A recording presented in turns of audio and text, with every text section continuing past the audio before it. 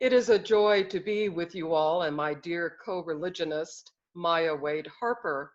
Our sermon today will be in the form of a dialogue. Our shared reflection will explore how our efforts as Unitarian Universalists to realize equity, justice, and compassion in our homes, our congregations, and in our greater world will be realized. That is worth repeating, that it will be realized if we consciously, with forethought of action, have equity in the design of our shared experiences.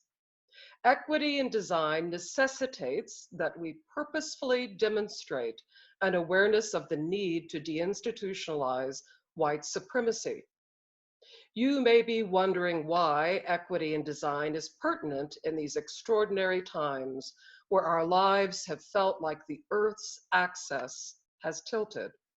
Everything is different, and in particular, our understanding of community. All that we have taken for granted, the ability to congregate with one another, the ability to extend hands of peace in a face-to-face worship service, each of those elements and so many more are no longer a given. In many ways, those aspects of our community have become more precious, especially with the need for human interaction. Yet despite the challenges, there is an opportunity which is emerging. The opportunity to put our Unitarian Universalist values of hope, love, joy, courage, and justice at the center of our shared understanding of community. Bricks and mortar are not shaping our capacity to connect, for we are resolute that we will remain connected despite the obstacles. Our congregation is not alone in having been compelled to create virtual worship and religious education since mid-March, for there are over 1,000 plus Unitarian Universalist communities who are striving to offer some sort of virtual connection. I am blessed to serve over 400 of those UU communities. For the last 17 years, I have served as a regional staffer with the Unitarian Universalist Association, where I coach and partner with congregational leaders in 26 states. For those of you who have joined UUCL in the last 17 years, I may not have had the chance to get to know you, but since 1992, I have been a proud member here at the Unitarian Universalist Church of Lexington. I also served from 1996 to 2003 as the Director of Religious Education.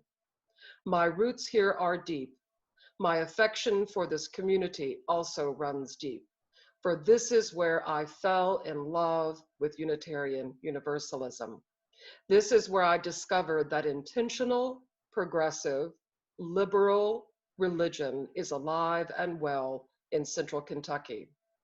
Yet I have not been able to participate very much in those years, for the weekly opportunity to worship with you was solely a face-to-face experience on Sunday mornings. In contrast with going virtual, this will be my third worship service that I've been able to take part in since March. Now, I am not suggesting that virtual worship should remain as the primary way to connect as a Unitarian Universalist community, yet our virtual context has made this shared experience more accessible. The equity in design of our virtual offerings ensures that anyone of any level of physical ability who has access to the internet can open their hearts and minds in worship. A curious thing is happening in our virtual world. More people are visiting Unitarian Universalist congregations for the first time. There may be someone here today who this is your first time. If so, welcome. What will those visitors perceive as being central to who we are? Will they be able to experience our thirst for justice in our communities and the greater world? Will they be able to feel the warmth of love and kindness that are also central to our self-understanding? It is up to us to communicate in so many ways through reflections, hymns, chants, and expressions of faith and hope that we understand our purpose as UUs is to create beloved community. Beloved community, where all are treated fairly, well, where all are welcomed, where all can access resources of life equally, and where we express countercultural ideas in order to dismantle the historic and cruel design of racism and white supremacy. We must name it to recognize for hundreds of years our culture has been constructed to benefit the few and to deny the full humanity of the many. Tragically, even this pandemic is impacting people of color in harsh and unfair ways, for some of the highest rates of COVID-19 are being experienced by people of color. What will our response be to this inequity? How shall we virtually rise up? Let us remember that as we rise up, we must also prepare ourselves.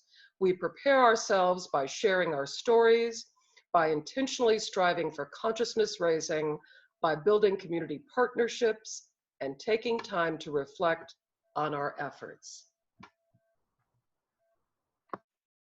Thank you all for joining us in our dialogue this Sunday. I am Maya Wade Harper, and I am honored to continue reflecting on what Nancy Combs Morgan has already so eloquently shared. As Nancy asked, I will ask again. What will our response be to this inequity? How shall we virtually rise up? In this pandemic, how will we, as Unitarian Universalists, create a just world? When our world shelters in place, while we don't have healthcare for all, and Black, Indigenous people of color are being hit disproportionately by this crisis, how can we show up virtually? I don't think I need to explain to you the hardship and injustice our world is facing right now and has faced. Preparing ourselves for this kind of work means realizing how hard the work is, but also how necessary and sacred it is. This work involves, as Nancy stated, sharing our stories, striving for conscious rising, seeking partnerships, and reflecting on what we have accomplished. All of that and more are ways we must strive to design our world with equity. I am a lifetime UU, a proud member of the 8th Principal Task Force here at UUCL, and a member of UUCL. I helped us adopt the 8th Principle in December 2019, which is a call to action to dismantle white supremacy in our institutions and ourselves. When I first learned about the 8th Principle, it was at the UU Youth Midwest Leadership School last summer. Upon reading those words that the 8th Principle affirms, journeying towards spiritual wholeness by working to build a diverse, multicultural, beloved community by our actions that accountably dismantle racism and other oppressions in ourselves and our institutions, I knew this is where I needed to be. This was the justice work I knew we needed, and I needed. It was like a yes moment for me, saying yes to Unitarian Universalism. And at a time like this, I'm very interested in the question of how we can design the beloved community that the 8th Principle calls us to do with equity. To me, it has never been clearer that a just, equitable world is needed. We can create it. In fact, we must create it. In this time when we must gather online to see each other's faces and work to create a new normal that is more just for us all, we must do it with equity. I don't know about you, but quarantine can be very exhausting. And sometimes the last thing on my mind is justice work. Yet that is the core to how to approach this. The fact that I am able, even as a person of color, to put aside for a moment the work to create a just world is a privilege. It is a privilege to be able to take summer classes as I am doing and getting to spend quality time with my family with very little worry for our safety. Realizing that is a wonderful start and begs exploring why I have what I have and what others don't, and how I can make sure they do. All through this time, I've had these questions in my mind. Questions like, how do I use my voice to ignite change in this time? And now I am thinking about how we can create equity in everything we do. The injustices of the world are in everything we do. When you look outside at nature, you can reflect on environmental racism. Doing reflections such as these and seeing how white supremacy is etched in our lives is important to have an intentionality in this work. It is a prime time for this. As Nancy stated before, accessibility when it comes to our online meetings is a great opportunity for this kind of reflection. And the question of how we are presenting ourselves to others as well. What kind of beloved community do we want here? One with equity? I think so. We are now an 8th principle congregation, and that is our call. What do we want to see in this community, and how do we co-create it with equity? It is a question worth asking, and one that should be filled with compassion. That compassion begins with compassion for self and a healthy self-awareness. I am a white, anti-racist educator. Those words expressed by the gifted author Robin DiAngelo describe who I am as well. And her work, White Fragility, Why It's So Hard for White People to Talk About Racism, she lifts up that the work to deinstitutionalize white supremacy must begin with self.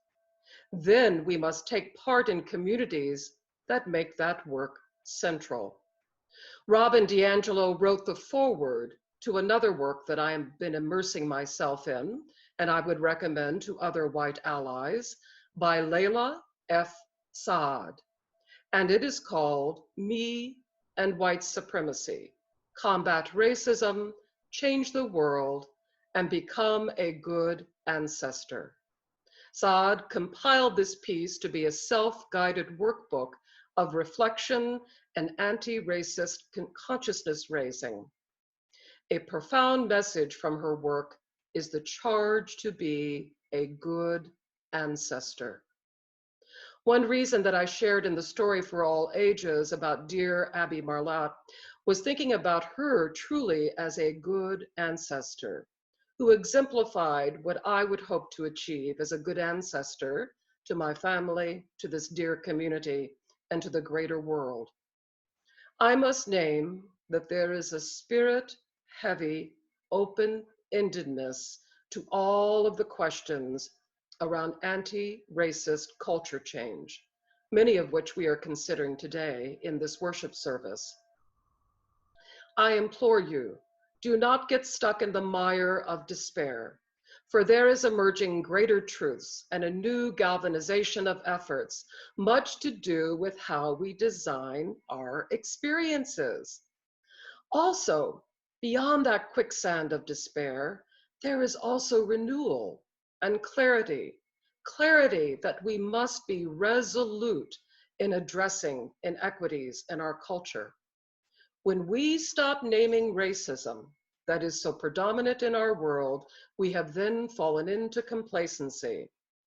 So let's keep asking questions and consider achievable next steps.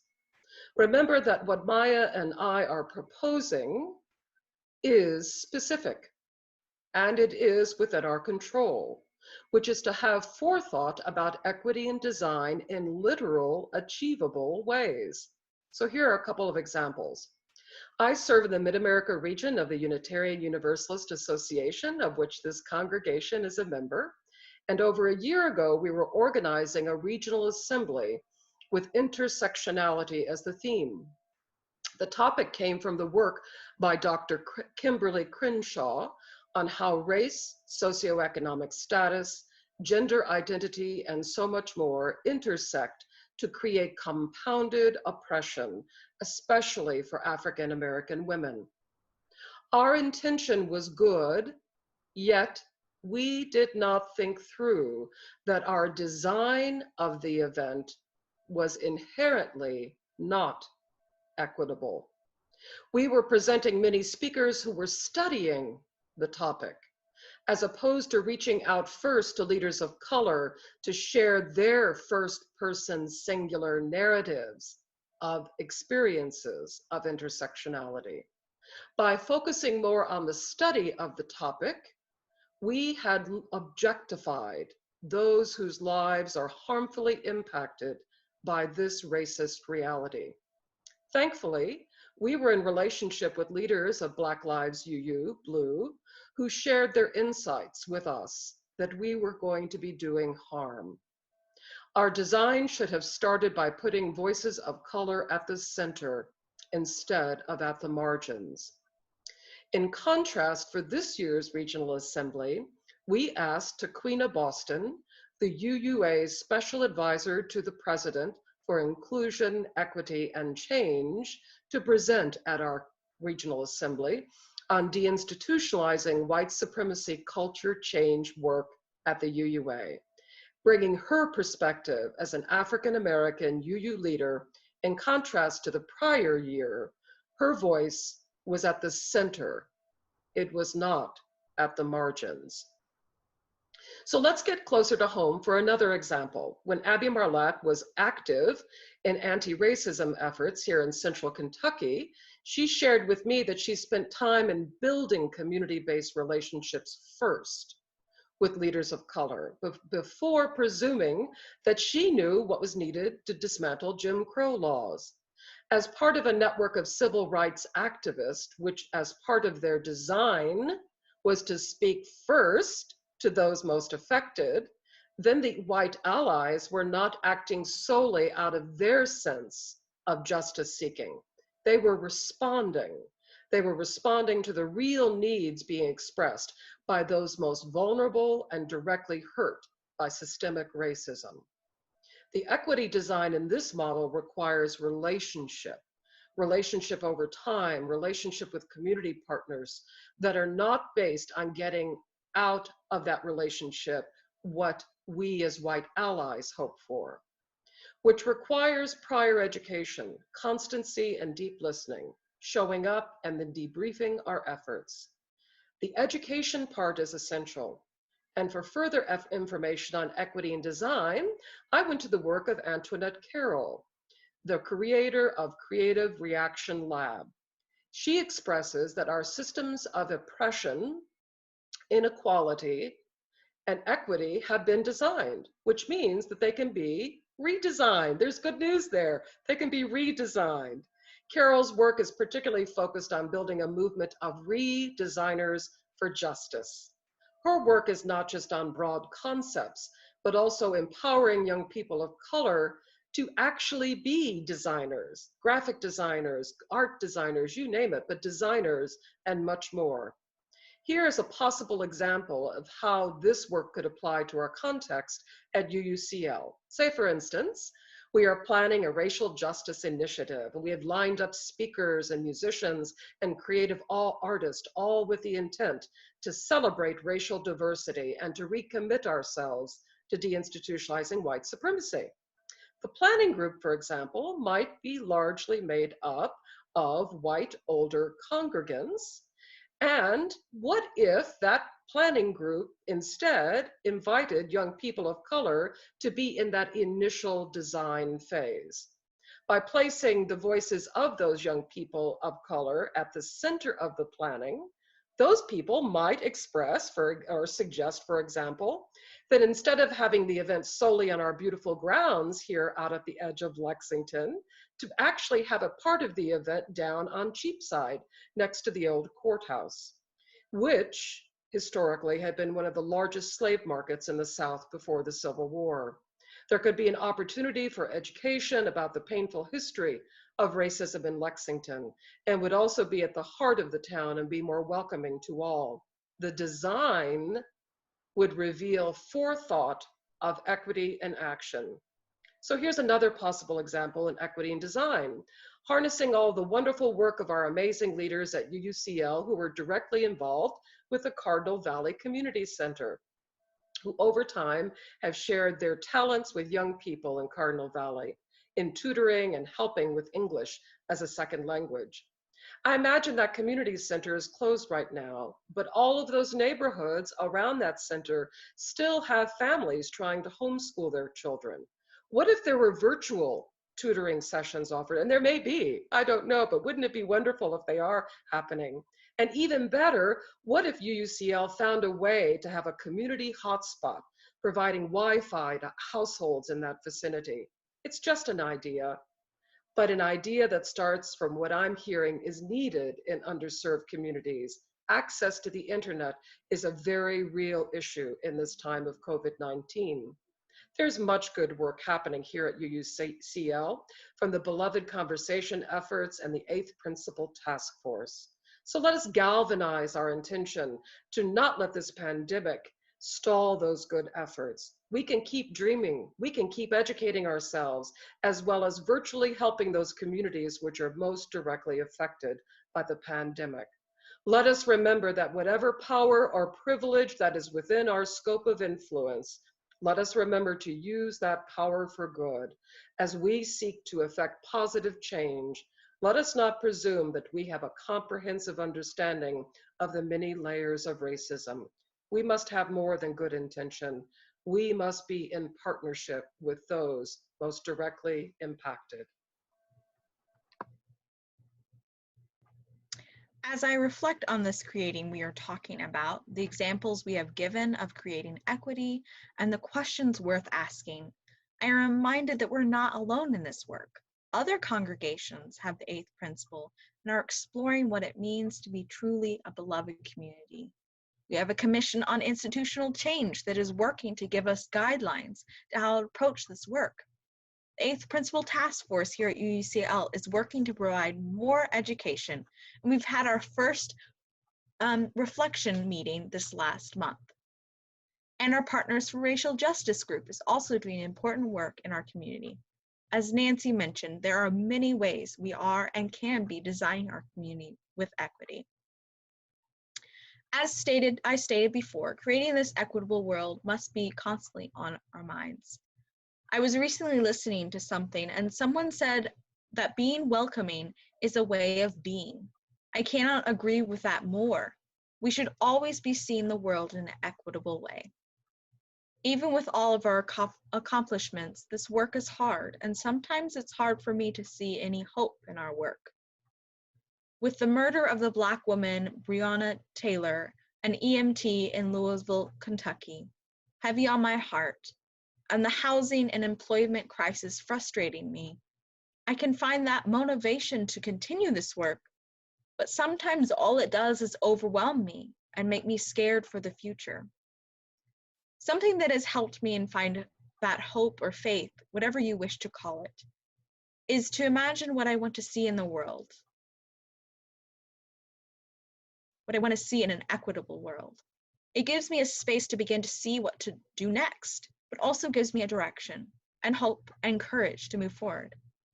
Like in the poem I shared before this reflection, I like to imagine an equitable world that we can create, because having that taste of justice gives me something to hold on to. To conclude, I would like to share another aspirational poem that embodies what I hope for this community. I know we can create an equitable world. It is titled The Future I See. A fight worth fighting for. May our church doors, so very figurative now, be open like my arms stretching to welcome a friend or foe, even if 6 feet away. Let us design a beloved community together in this time. Let us design our platforms, our words, our actions with equity. Let us look deep inside ourselves and find that version of the world we created for ourselves. May we recreate it, this time with equity. Take my hand, the one calloused from writing words across the great World Wide Web. Can you see the world I see? A place where love is always the answer, where everyone has a job and they can live comfortably, where our history is not told by just the winners, where police do not shoot innocent Black women. Do you see it now? That world I dream of? We can create it. I know together we can. Let us create this world with equity, I plead.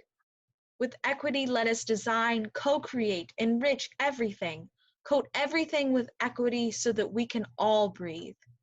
Breathe air soaked with justice and love. This is what I'm fighting for. Air soaked with justice and love. Blessed be. Thank you.